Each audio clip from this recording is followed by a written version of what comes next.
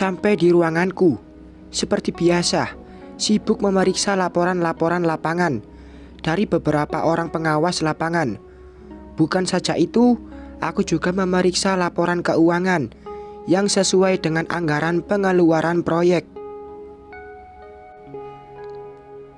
Dulu, saat aku kerja di perusahaan sebelumnya, sering terjadi fraud atau kecurangan di lapangan, seperti hilangnya bahan-bahan bangunan yang dilakukan oleh pengawas lapangan dan beberapa pekerja lapangan.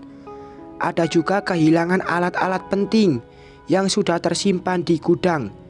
Makanya, perlu pengawasan ketat dan sering datang ke lapangan. Sarah, astagfirullahalazim, aku sangat terkejut mendengar suara Kak Amel memanggil.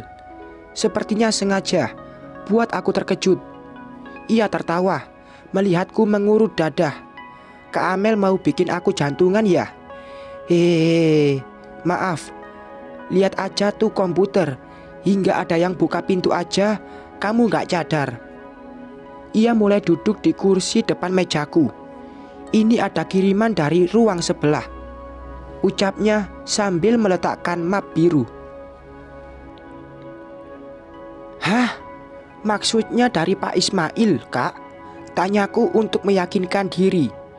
Iya, mumpung aku lagi baik, makanya aku yang antar ke sini. Wah, keren juga ya, istri bos antarin laporan buat karyawannya. Hehehe. Aku terkekeh. Kan udah dibilang aku lagi baik. Udah deh, cepat kerjakan semua pekerjaanmu. Entar siang temani aku belanja. Tuh kan, aku sudah firasat kalau Kak Amel pasti mengajak keluar nanti siang. Kebiasaan kayak tidak ada teman ya saja. Hingga 2 hari ini selalu punya tugas tambahan menemaninya. Namun aku suka karena ikut refreshing. Tapi gak lama kan, Kak? Aku takut dimarahi Pak Ismail kalau kerjaan belum selesai. Jawabku. Bagaimanapun juga, aku tak boleh mentang-mentang karena dekat dengan istri bos. Tenang aja, hanya 1 jam kok. Aku pengen beli baju tidur warna ungu, biar suami tetap sayang. Kenapa nggak beli warna merah aja? Kan lebih berani kesannya, Kak. Candaku. Karena Kak Amel terlihat sangat bersemangat. Nggak suka. Aku suka ungu. Iya deh, tapi ntar siang kan, Kak? Iya, kalau gitu nanti siang aku jemput. Aku juga udah minta izin ke Mas Ismail. Jadi kalau telat sejam sampai kantor juga nggak masalah. Iya deh, istri bos berkuasa. Jawabku bercanda meledeknya. Ia hanya membalas tersenyum sambil berlalu keluar. Aku mulai membuka map yang diberikan Kak Amel. Ternyata ini laporan proyek pesantren. Mulai dari bahan yang sudah dipakai sampai daftar pengajuan barang yang akan dibeli. Hanya saja ada kejanggalan dari daftar ini, yaitu harga pembelian barang yang menurut aku sangat kemahalan. 2 tahun tak bekerja bukan berarti aku tidak tahu harga bahan-bahan bangunan. Kalaupun naik, paling tak sampai setinggi ini. Di faktur atau bon pembelian bahan bangunan, ada nomor toko yang bisa dihubungi untuk mengecek harga. Aku segera menelepon dan menanyakan harga barang yang tertera. Dan benar, harga yang disampaikan sama dengan tercetak di faktur. Apa mungkin segitu tingginya kenaikan harganya sekarang? Aku putuskan menanyakan langsung ke Pak Ismail. Jika perlu, tak usah membeli di toko itu lagi jika ada distributor dengan harga yang lebih murah. Oh ini, iya Sarah, harganya emang naik. Telepon Sisil, karyawan distributor itu, jawab Pak Ismail saat aku menanyakan kejanggalan tentang laporan ini. Tapi kok kenaikannya tinggi sekali, Pak? Padahal perusahaan ini langganan, tetap distributor itu.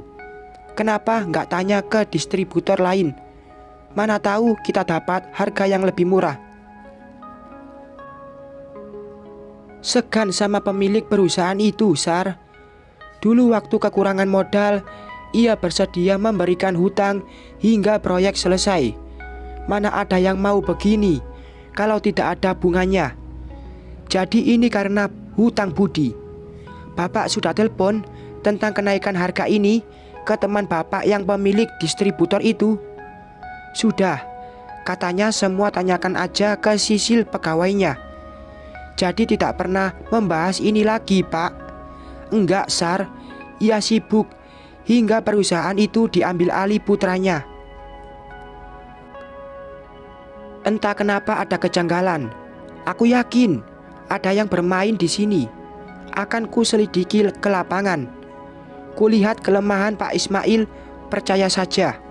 Padahal perusahaannya besar dan sudah banyak menangani proyek. Aku izin keluar dengan alasan ke lapangan.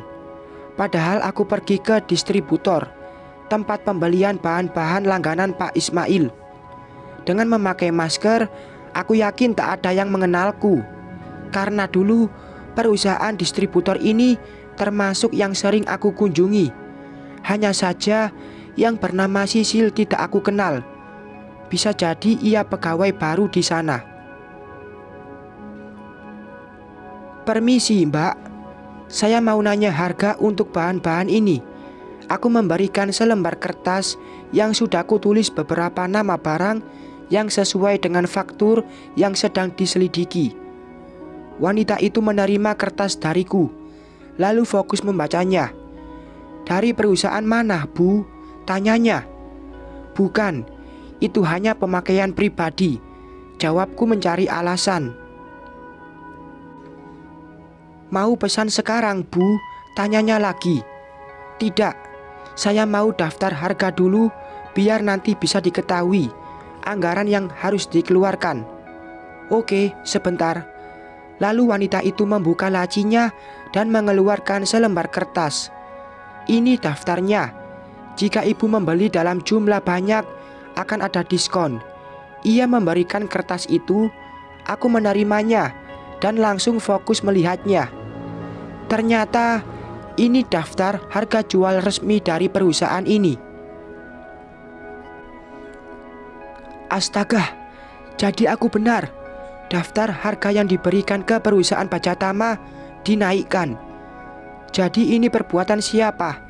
Apakah pengawas lapangan atau Sisil pegawai di sini? Gimana, Bu? Aku tersentak saat ia bertanya. Oke, maaf. Bersama Mbak siapa ya? Biar nanti saya ke sini cari Mbak lagi. Saya Sisil, Bu. Itu ada nomor HP, nanti hubungi dan kami bisa langsung antar barangnya. Oh, ternyata ia yang bernama Sisil. Yang jadi pertanyaanku sudah terjawab. Jika tadi aku jawab dari perusahaan Bajatama, pasti ia langsung memberikan harga sesuai yang difaktur. Mungkin. Seandainya Pak Ismail yang menanyakan langsung ke sini, pasti mereka kenal. Dan ini bukan cara untuk mencari tahu. Lagi, aku heran kenapa seorang bos seperti Pak Ismail bisa lengah dengan masalah ini. Ia bukan orang yang baru di bidang proyek pembangunan. Sampai di kantor, aku memperbandingkan faktur dengan daftar harga yang baru didapat. Ada lagi sebuah kejanggalan, yaitu nomor ponsel yang tertera. Nomornya berbeda. Sus, tolong kesini, pintaku ditelepon. Tak lama kemudian, Susi masuk ke ruanganku. Ya, Bu. Susi duduk di kursi depan mejaku. Untuk pembelian bahan bangunan proyek pesantren, biasanya melalui siapa? Itu pengajuan dari pengawas lapangan kita. Tentu sesuai permintaan Pak Rudi, Bu. Jadi yang beli langsung Pak Rudi? Tidak, kita langsung beli dengan menghubungi Sisil yang nomor ponselnya tertera di faktur. Nanti Pak Rudi atau suami ibu yang menerima di lapangan. dan pengawas lapangan kita juga ikut mengecek barang yang datang. Oke, makasih. Silahkan lanjutkan kerjamu. Lalu Susi berlalu keluar. Aku masih belum menemukan siapa dalang dari masalah ini. Aku harus menemukan pelaku sebelum memberi laporan ke Pak Ismail. Jika dihitung secara kasar, kecurangan ini bisa mencapai ratusan juta rupiah. Bersambung.